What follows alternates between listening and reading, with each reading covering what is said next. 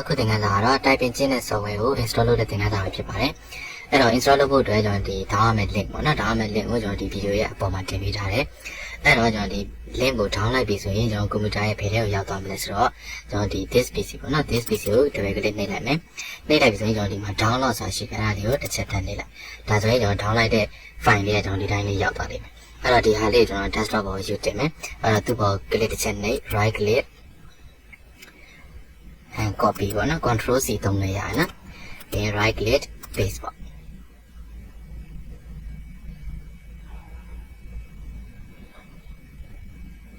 Okay ဒါဆိုရင်ကျွန်တော်ဒီ software ကဒီ file လေးပေါ့နော် file လေးကကျွန်တော် desktop ပေါ်ရောက်လာပြီအဲ့တော့ကျွန်တော် computer ရဲ့ software တိုင်းကကျွန်တော် download ဆွဲရဆိုရင်အများစုပေါ့နော်အများစုကကျွန်တော်ဒီ raw file လေးပေါ့နော်ဒါ raw file လို့ခေါ်တာပေါ့ raw file လေးနဲ့ပဲရပါတယ်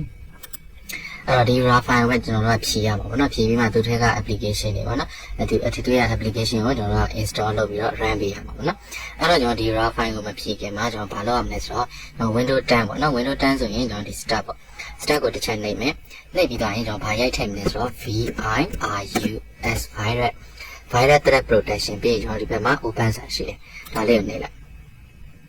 ်ဒါဘာလို့တာလဲဆိုတော့ကျွန်တော်ဒီ virusတက်တဲ့ဒီ setting ပေါ့နော် setting ကိုကျွန်တော်ခဏပိတ်ထားပါမယ်။ဘာလို့ဆိုတော့ကျွန်တော်တို့ဒီခုန raw file လေးကိုဖြည့်လိုက်တဲ့အခါမှာအဲ့ဒီကကျွန်တော် file တချို့က virus ဆိုပြီးတော့သူကဖျက်ချလိုက်တယ်ပေါ့နော်။ဖျက်ချလိုက်တော့ကျွန်တော်တို့ install လုပ်ဖို့အဆင်မပြေတော့ဘူးနော်။ဟုတ်ပြီအဲ့တော့ဒီတိုင်းရလာပြီဒီတိုင်းရလာပြီဆိုရင် virus threat protection setting ဆိုတာရှိတယ်အဲ့ဒီအောက်မှာ manage setting ဒါလေးကိုဝင်လိုက်။ဝင်ပြီးဒီမှာ on နေလိမ့်မယ်ဒီမှာ၄ခုရှိတယ်။အဲ့ဒါလေးကျွန်တော် off ပေးလိုက်နော်။ပြီးရင်ကျွန်တော် install လုပ်ပြီးရင်တော့ဒါလေးကပြန်ဖွင့်ထားမယ်နော်။ဟုတ်ပြီအဲ့ဒါကြောင့်ဒီကောင်ကို minimize ပေါ့နော်ဒီမှာကကျွန်တော်ဒီကောင်က restore down ဆိုတာဒီလိုဘောင်းကျင်းတာနော်ဒီဘက်ကဟာကျ minimize ကမပိတ်ဘူးဒီအမြောက်နဲ့နှိပ်လိုက်မှဒီကောင်ကပိတ်သွားတာပေါ့နော်အဲ့တော့ကျွန်တော်ကပြန်ဖွင့်တဲ့အခါမှာတောင်းမှဖြစ်တဲ့အတွက် minimize နဲ့ပဲပိတ်ထားလိုက်ဟုတ်ပြီအဲ့ဒါကြောင့်ဒီကောင်ကိုအရင်ဆုံး raw ဖြည့်မယ်နော်သူ့ကို click တစ်ချက်နှိပ်မယ် right click ဒီမှာ extract to အဲ့တော့ဒီနောက်ကစာတန်းကတော့ဒီပေါ်ကရေးထားတဲ့ပုံမူတည်ပြီးပြောင်းလဲရှိမယ်နော်အဲ့တော့ဒီမှာတော့ extract to ပေါ့ extract to နှိပ်လိုက်မယ်အဲ့တော့ဒီမှာ password တောင်းတယ် password ကဘာလဲဆိုတော့1 2 3ပြီးတော့ရင် enter ခေါက်လိုက်ဒါဆိုရင်သူက raw ဖြည့်နေပေါ့နော် raw ဖြည့်နေဒီမှာ folder လေးတစ်ခုထပ်တက်လာပြီအဲ့တော့ဒီဘောကဟာတော့တစ်ခုချင်းဖြည့်သွားမယ်တယောက်က100ခိုင်နှုန်းပေါ့နော် 100% ဖြည့်ပြီဆိုရင်ကျွန်တော်ဒီ folder လေးကိုဖွင့်ပြီးသုံးလို့ရပြီပေါ့နော်အဲ့တော့ကျွန်တော်တို့ဒီ install လုပ်တဲ့သင်ခန်းစာကတော့ကျွန်တော် basic class နဲ့ဆိုရင်တော့နည်းနည်းလေး level မြင့်ပါတယ်ဘာလို့ဆိုတော့ software တွေ computer မှာ software တွေ install လုပ်တာကကျွန်တော် basic level ပြီးတော့မှ software လုပ်တဲ့level ရောက်တာ software install လုပ်တဲ့ level ရောက်တာပေါ့နော်ဒါကတော့ကျွန်တော်ကအကြမ်းမြင့်လေးကျွန်တော်ဒီ software လေးပေါ့နော် typing software လေးအသုံးပြုခြင်းတဲ့သူတွေအတွက်ပေါ့တချို့ကလည်းကွဲဆက်မှာရှိပြီးသားဆိုရင်လည်းရှိပြီးသား software ပဲသုံးပေါ့နော်မရှိသေးဘူးဒီ typing ကိုကျွန်တော်ခဏလေးဖြစ် typing ကျင့်တဲ့ software လေးသုံးခြင်းနဲ့ဆိုရင်ကျွန်တော်ဒီသင်ခန်းစာတိုင်းလိုက်လို့ပေါ့နော်အဲ့တော့ဒီ software လုပ်တဲ့သင်ခန်းစာတော့အနည်းဆုံးကျွန်တော်3ခါလောက်တော့ကြည့်ပြီပေါ့နော်ဘာလို့လဲဆိုတော့သူက step by step အဆင့်လေးတွေများလို့ပေါ့နော်Okay အဲ့ဒါကြောင့်ဒီ folder ပေါ့နော် folder တစ်ပဲကလေးနှိပ်ပြီးဖွင့်လိုက်မယ်ပြီးရင်တော့ဒီမှာတစ်ဆင့်ထပ်ဖွင့်မယ်ပြီးရင်ဒီမှာတစ်ဆင့်ပေါ့နော်တစ်ဆင့်ထပ်ဖွင့်မယ်ဟုတ်ပြီအဲ့တော့ကျွန်တော်ဒီမှာ typing instructor forget အဲ့တော့ကျွန်တော် typing ဆိုတာကတော့အများစုက forget လို့ပဲသုံးတာဘာလို့ဆိုတော့ကလေးတွေတော့ပေါ့နော်ကျွန်တော်လူကြီးတွေကတော့ typing ကျင့်နေဆိုရင်ကျွန်တော်ဒီအပြင်စာရွက်ပေါ့နော်အပြင်စာရွက်ကိုများများလေ့ကျင့်ပြီပေါ့နော်အပြင် letter စာရွက်ပေါ့ဗျာ letter တချို့ကိုကြည့်ပြီးတော့များများလေ့ကျင့်ပြီပေါ့ဒါဆိုရင်လေ့ကျင့်မှအများကြီးကျွမ်းကျင်တော့မှာပေါ့နော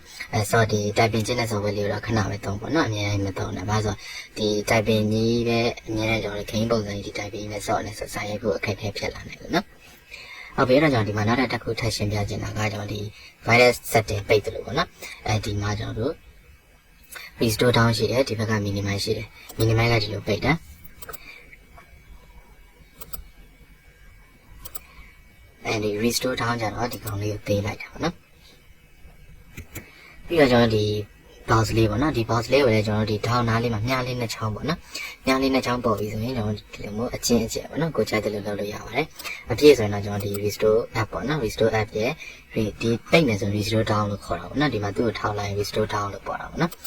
okay အဲ့ဒါကြောင့်ဒီကောင်ကိုဒီအထက်ကဒီ software application လေးပေါ့နော်ကျွန်တော်ဒီကောင်ထည့်လိုက်မယ်ဟုတ်ပြီအဲ့တော့သူဒီ application လေးကို click တစ်ချက်နှိပ်မယ်တစ်ချက်ပဲနှိပ်မယ်နော်နှစ်ချက်မနှိပ်ဘူးပြီးရင် right click right click ကြောင့်ဒီမှာ install ဆိုတာရှိတယ်အဲ့ဒါ install လေးနှိပ်ပြီးလိုက် okay ပြီးရင်ကျွန်တော် next ကိုနှိပ်မယ် ပြီးရင်ကျွန်တော်ဒီနေရာမှာ IS နှိပ်ပြရမယ် IS မနှိပ်ဘူးဆိုရင်ကျွန်တော်ဒီမှာ next လို့မပေါ့နော်အဲ့တော့ IS next ပြီးရင်ဒီနေရာမှာလည်းဘာမှမဖြစ်ဘူးနော် next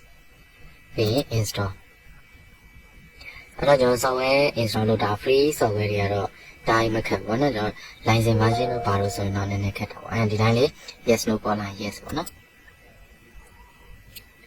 license version ကကျွန်တော်ဒီ crap ပိုင်းတို့ပါလို့ပေါ့နော် crap တို့ pack တို့ဖြည့်ပေးရတဲ့ serial number တွေထည့်ပေးတာပေါ့နော် free software တွေကတော့ဘာမှမခက်ပါဘူးစပြ software တို့ဘာလို့က install click နှိပ်လိုက်တာနဲ့ install တင်ပြီးပါပေါ့နော်ဒါပေမဲ့ basic class အနေနဲ့နည်းနည်းလေး level မြင့်နေတဲ့အတွက်ထားလို့အဲ့တော့ဒီ video file လေးကိုခဏခဏပြန်ကြည့်ပြီးမှလုပ်ပေါ့နော်အဲ့တော့ဒီ tab လေးပြည့်သွားရင်ကျွန်တော်သုံးလို့ရတယ်နော်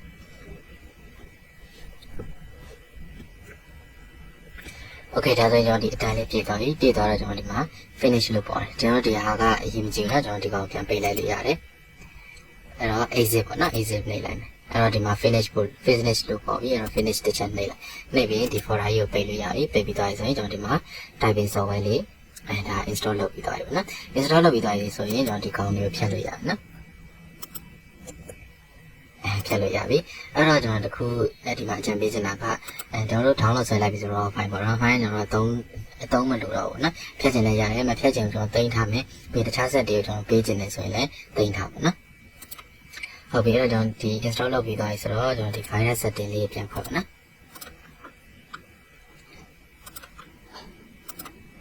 Okay အဲ့တော့ကျွန်တော်ဒီကောင်ကိုအမြောက်နဲ့ပိတ်လိုက်မယ်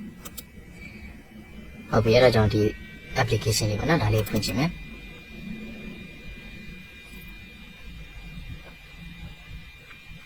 အဲ့တော့ software တစ်ခုကအများအားကျွန်တော် computer မှာ install လုပ်ပြီးချင်းစဖွင့်ရင်တော့နည်းနည်းလေးကြာတယ်ဘာလို့ဆိုဒီ file တွေ run နေလို့ပေါ့နော် Welcome back. Choose a name from the crew list or add a new name by clicking the new adventure အဲ့တော့ဒီမှာသူကတော့အင်္ဂလိပ်လိုအတန်လေးပြောနေတယ်နော်ကျွန်တော်ပိတ်နေဆိုရင်ဒီအမြောက်နဲ့ပိတ်လို့ရတယ် click နော် the name and then click the အဲ့ဒီ new ကောင်နှိပ်လိုက် adventure မယ်ဆိုရင် button. တော့အပြည့်ဖြစ်သွားလိမ့်မယ်နော် restore down ဒီ sorry ဒီကောင်နှိပ်လိုက်မယ်ဆိုရင်အပြည့်ဖြစ်သွားပါနော်အခုကအပြည့်ဖြစ်နေပါပေါ့ဟုတ်ပြီအဲ့တော့ကျွန်တော်ဒီမှာ go ပေါ့နော် go မနှိပ်ခင်ကျွန်တော်ဒီမှာနာမည်ရေးရမယ်နော် sorry ကျွန်တော်ဒီမှာကကျွန်တော်တခုရေးပြီးသားမလို့နော်အဲ့တော့တခုသုံးပြီးသားမလို့ပေါ့နော်တကယ်ပုံမှန်ကတော့ကျွန်တော်တစ်ခါဝင်ပြီးသားဖြစ်သွားလို့နော်ပုံမှန်ကကျွန်တော်ဒီအင်္ဂလိပ်စာလုံးလေးပဲနော် ABC တွေနဲ့ကိုယ့်ရဲ့နာမည်အစလေးပဲဖြစ်ပေါ့ဗျာရေးလိုက်ပါရေးပြီးမှကျွန်တော်ဒီနောက်မှာ create လို့ပေါ့တယ်အဲ့ခါကျကျွန်တော် create နှိပ်လိုက်ဒီမှာ easy နဲ့ not as easy ဆိုရှိတယ်အဲ့တော့ပုံမှန်ကတော့ကျွန်တော် easy ပဲရေးလိုက်ပါနော်ပြီးဒီနောက်မှာ create နှိပ်လိုက်နှိပ်ပြီးကျွန်တော်ဒီဘက်မှာ go ဆိုရှိတယ်အဲ့ဒီတစ်ချက်နှိပ်လိုက် Click the island to continue your adventure in the Old West. အဲ့တော့ကျွန်တော်ဒီမှာ say again ဆိုတာကသူတို့အင်္ဂလိပ်လိုပြောနေတာဟာနောက်တစ်ခါပြန်ပြောတာနော်အဲ့ say again ဟုတ်ပြီအဲ့တော့ကျွန်တော်ဒီ hi ပြီးတော့နော်ဒီကျွန်းကြီးပေါ့နော် island ရဲ့ကျွန်တော်တစ်ချက်နှိပ်လိုက်မယ် Type your island adventure Okay, sets happy you on video the man, quickest do you path have to learning go new. ထပ်နှိပ်မယ် This lesson Okay ဒါဆိုကျွန်တော် introduces ဒီမှာ lesson စာကျင့်လို့ရတယ်အဲ့တော့ဒီတိုင်းကျင့်လို့မရဘူးဘာလို့လဲဆိုတော့ဒီမှာ stamp နဲ့ရတယ်နော် stamp နဲ့Okay ဒါဆိုရင်ကျွန်တော်တို့ဒီမှာသူလက်တင်တဲ့အတိုင်းပေါ့နော် F နဲ့ G နဲ့ကကျွန်တော်လက်ညှိုးတင်မယ်နော်ကျန်တာကတော့အပေါ်ကကျွန်တော်ရှေ့တင်ကစားမှာပြောခဲ့တဲ့အတိုင်းလက်ကိုရွှေ့သွားရင်ပေါ့နော်ပြီးသွားပြီဆိုရင်ကျွန်တော်ဒီမှာ pass ပေါ့နော် pass ကိုနှိပ်လိုက်နှိပ်ပြီး Click the တော့ results button to ဒီ see မှာ how နည်းန you're ည်းရေး doing. လိုက်အောင်နော်ဘာလို့လဲဆိုတော့G paste ပေးပါနော်လက်မပေါ့ D K tab G Okay ဟုတ်ပြီအဲ့ဒါကြောင့်ဒီမှာ pass နှိပ်လိုက်မယ် Click the results button to see how you're doing, or the resume button to continue the lesson. နော်လက်စပ်ကိုရှိမယ်ဒါကတော့ကျွန်တော် In နည်းန order ည်း to လေးရိုက်လိုက် properly တော့ဒီမှာ currency calculate လို့ words ပါ per minute and ရာ answer, ခိုင်နှုန်းတော့မတက် you ဘူး need to နော် type more words. အဲ့တော့ကျွန်တော်ဒီမှာ go ကနောက်တစ်ခုပေါ့ repeat ဆိုတာကျွန်တော်ခုနကရိုက်နေတဲ့နေရာပေါ့နော်ဒီဟာပဲပြန်ရောက်သွားပေါ့အဲ့တော့ဒီမှာက STK ဆိုတာကကျတော့ I am ဒီမှာမပါတော့မပါတော့ကျွန်တော် key. ကျွန်တော်အလို့ရရတဲ့ဟာပေါ့နော်အဲ့တော့ကျွန်တော်ဒီကောင်မှာပေါ့နော်အဲ့တော့မှာတော့ကျွန်တော်ဒါလေးနဲ့ပဲလေ့ကျင့်ပေါ့လေ့ကျင့်ပြီးမှအဲ့ကျွန်တော်ရိုက်ပါများလာ Click the ရင်ဒါ results ကျွန်တော် button to ပေါ့ see နော် how you're doing, or the resume button to continue the အဲ့ lesson. ကျွန်တော်ဒီကောင် You ထွက် can နော် start ဒီကောင် over ထွက်မယ် by ဆိုရင် clicking ကျွန် the တော်ဒီ repeat button. အမြောက်နဲ့ပေါ့နော်ဒီအမြောက်ကိုပိတ်မယ်ပိတ်လိုက်ဒီမှာ Hey, don't go. Are you quick sure you ပေါ့ want နော် to exit use လုပ်မှာ typing လားဆိုပြီးတော့ instructor for နေ kids? တယ်အဲ့တော့ yes ကိုနှိပ်လိုက်ဒါဆိုရင်ကျွန်တော်ဒီ software ကပိတ်သွားပြီပေါ့နော် Okay အဲ့ဒါကြောင့်ဒီ typing software လေးကိုကျွန်တော်ဒီ typing နဲ့မှကျင့်နေဆိုရင်လေ့ကျင့်ကြည့်ပါ install လုပ်ပြီးတော့ပေါ့နော် install လုပ်ပြီးတော့လေ့ကျင့်ကြည့်ပါဒါမှမဟုတ်ကျွန်တော်အပြင် letter တွေပဲကြည့်ပြီးရိုက်မယ်ဆိုရင်လည်းအပြင် letter တွေပဲကြည့်ပြီးရိုက်ပါနော်အဓိကတော့ကျွန်တော်လေ့ကျင့်ပါများရင်ကြံ့ကျင်သွားလိမ့်မယ်